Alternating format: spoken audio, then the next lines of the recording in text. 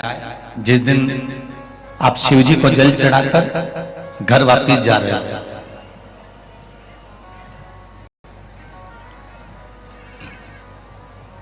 एक बात आपको कही थी, ध्यान में होगी शायद। जो पक्के श्रोता हैं, कथा कहीं ना कहीं सुनते ही रहते हैं, कभी टीवी पर, कभी मोबाइल पर, कभी आस्था चैनल पर, कभी फेसबुक पर, कभी यूट्यूब पर। कथा नहीं भी आती तो पुरानी कथा निकालकर सुनते रहते हैं। तो उनको स्मरण होगा, एक बात कही थी कि शिवजी को जल चढ़ाने के बाद में कलश को खाली लेकर नहीं आना है। किस किसने सुना था? सुना था सबने? रखिए, बहुत बहुत धन्यवाद आप लोगों को।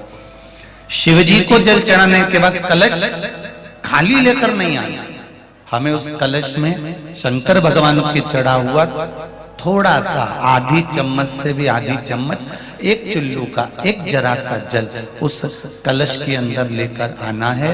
और वो जल अपने पूरे द्वार पर, घर पर, व्यापार में या अपने घर में प्रवेश करते समय छींट लिया, पान कर लिया या दे दिया। उससे क्या होगा, क्या प्राप्त होगा? हम तो कहेंगे कि आप प्रयास करना, जिसके घर में संपदा नहीं आ रही हो, लक्ष्मी रुकी हुई हो, वैभव नहीं आ रहा हो, मानसिक टेंशन चल रहा हो, उनसे निवेदन है, 1 महीना शिव जी के मंदिर में जल चढ़ाना चालू करो और शंकर जी पे जल चढ़ा हुआ थोड़ा सा कलश में लेकर वापिस घर आओ और घर के दरवाजे पर छींटना प्रारंभ करो। देखो संपदा आना प्रारंभ होती है कि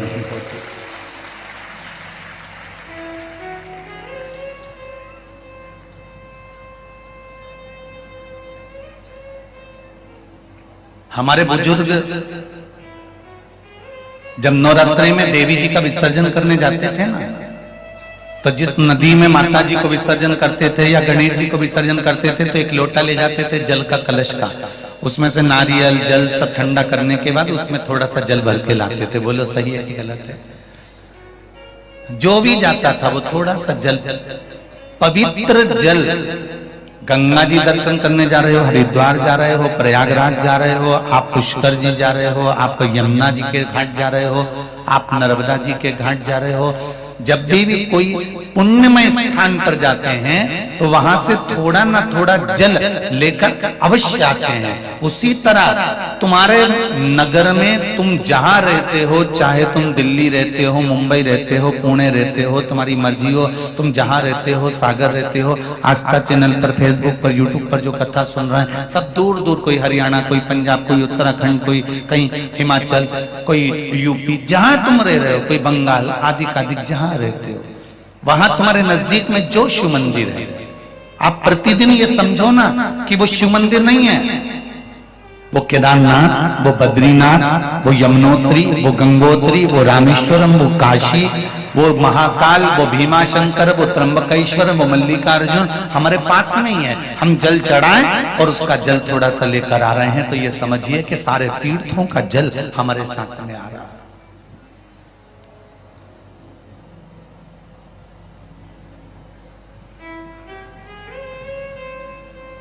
एक बार श्री वेदव्यास जी महाराज सुखदेव जी महाराज से बात संवाद कर रहे थे।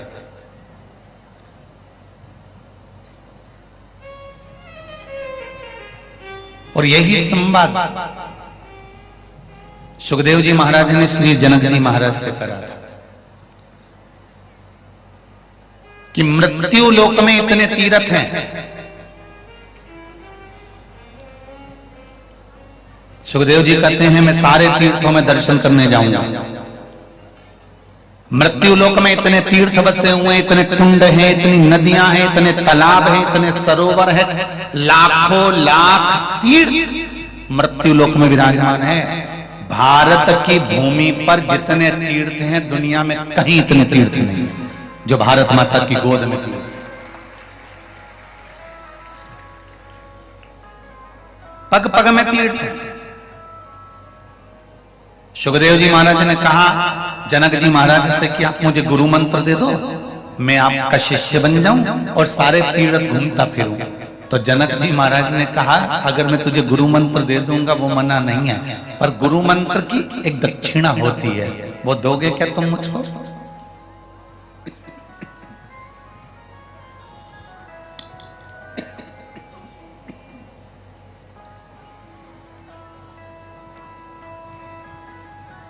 गुरु मंत्र की एक दक्षिणा होती है। क्या आप मुझे वो दोगे? जनक जी ने जैसे ही कहा तो सुखदेव जी महाराज के मन में आया कि गुरु जी ऐसी कौन सी दक्षिणा मांगने वाले हैं। बोलो सुखदेव जी, वो दक्षिणा देने को तैयार हो? सुखदेव जी ने कहा अगर मैंने गुरु मंत्र ले रहा हूं तो दक्षिणा भी दूंगा। बोलो क्या दक्षिणा देना पड़ेगा? तो सुखदेव जी महाराज से राजा जनक जी ने कहा कि तुम्हें सन्यासी नहीं बनना है, तुम्हें तपस्वी नहीं बनना है, तुम्हें साधु नहीं बनना है, तुम्हें संत नहीं बनना है। सुखदेव जी से कहा तुम्हें गृहस्थी बनना है, विवाह करो, शादी करो, घर में बच्चे हों, हमें गृहस्थ आश्रम धारण करना है। सुखदेव जी कहने लगे गुरुजी मैं तो गृहस्थ आश्रम में रहना नहीं चाहता, मैं गृहस्थ आश्रम में पढ़ना नहीं चाहता। जनक जी ने कहा साधु बनना सरल है, तपस्वी बनना सरल है, साधक बनना सरल है, गंगा नर्मदा यमुना के घाट पर एकांत में बैठकर भजन करना सरल है, पर गृहस्थाश्रम में पत्नी और बच्चों के बीच रहकर भगवान की एक माला जपना कठिन है। इसलिए सबसे बड़ा आश्रम है गृहस्थ आश्रम।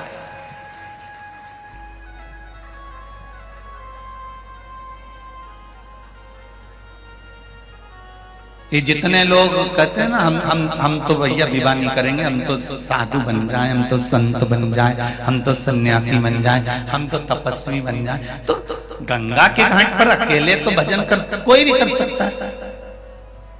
अकेले राम तो कहीं पे भी डोलते फिरो, कौन मना करे जी। पर विवाह करने के बाद पत्नी, बच्चे, कुटुंब और कबीले के साथ में रहकर भजन करना कठिन है।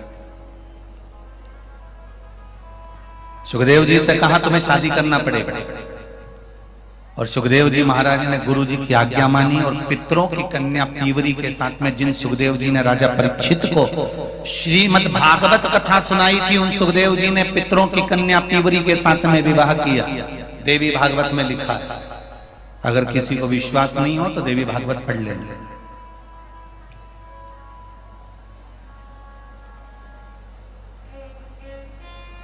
पितरों की कन्या पीवरी के साथ में सुखदेव जी का विवाह हुआ। लड़के हुए, एक लड़की हुई जो अणु नाम के राजा के साथ में भी आई। सुखदेव जी महाराज फिर बाबा जनक जी के पास पहुंचे और राजा जनक जी के पास जाकर सुखदेव जी ने कहा गुरुदेव आपने मुझे विवाह के जंजाल में फंसा दिया, अब मैं सारे तीर्थों में कैसे जाऊंगा, सारी नदियों में, तालाब में, कुंड में, बावड़ी में स्नान कैसे करूंगा। लाखों तीर्थ हैं मृत्यु लोक में, इन सारे तीर्थों का दर्शन मैं कब करूंगा। तब जनक जी महाराज ने कहा सुखदेव जी तुम्हें सारे तीर्थ में जाने की जरूरत नहीं है, जहां पर संत बैठकर भगवान का सत्संग कर रहे हो, जहां प्रवचन और सत्संग चल रहा हो, जहां शिव महापुराण की कथा और भागवत रामायण चल रही हो, वहां जाकर बैठ जाना, सारे तीर्थों का दर्शन एक साथ हो।